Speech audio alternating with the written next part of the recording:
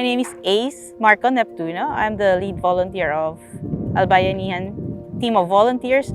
My involvement in Waves for Water started when we were organizing again for the intervention that we wanted to do for Catanduanes, the island province of Catanduanes. This was after the typhoons Rolly and Ulysses. The province was badly hit, and I met Jenica, the country director, and she did the demo for us prior to this distribution, and it was really inspiring. Kaya sabi namin, why don't we just focus on this very sustainable form of intervention for our communities? Kasi it's needed not just after disaster. The lack of good water supply for drinking is in fact a disaster by itself. In a lot of communities, kulang talaga sila ng ganito. So we said, ito siguro, this is the best thing that we can do for these communities.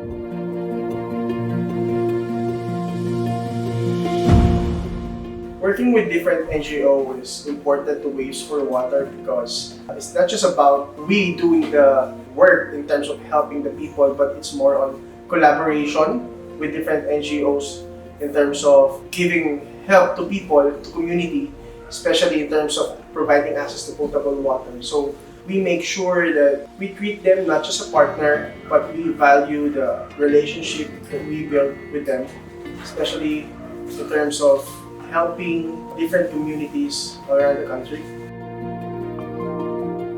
Ang Albayanihan kasi, this is a group of professionals in different fields, also members ng families namin, so the network actually expanded. But prior to being called Albayanihan, we were just, friends and people who just were helping in any way we can sa mga communities at sa mga advocacies na gusto namin. These are people who did not need any recognition or acknowledgement. So it was so easy to get together and come up with, when disasters strike, may call for help, andyan agad yung mga tao, madaling ipunin. We are not structured, and most of our funds are basically out of pocket. Nagamit namin yung name na Albayanihan siguro in 2018. That was the first time that we used the word Albayanihan. But prior to that, we were doing a lot of volunteer work. When you talk about voluntourism, kami na yun eh. We love going to places kung saan we can enjoy, but at the same time, we know that these areas would also need certain help.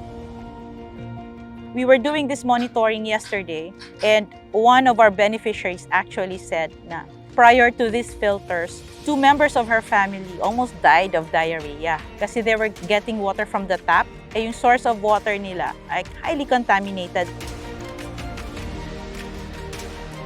Working with Albayanihan is like doing bayanihan to help the communities in need.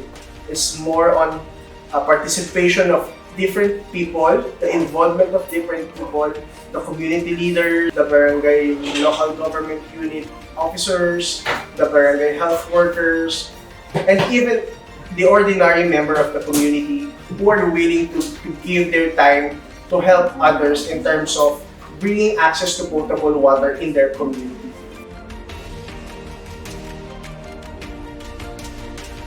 The impact of the intervention is big, and yet the device is so simple.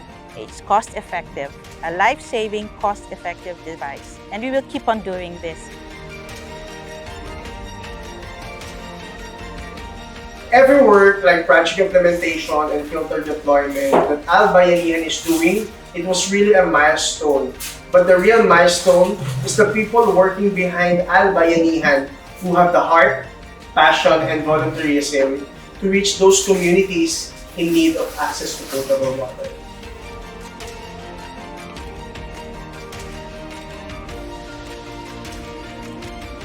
Love is too big, so too big is love.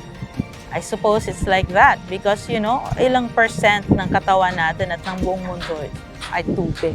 Without this, especially without safe drinking water, how do we live?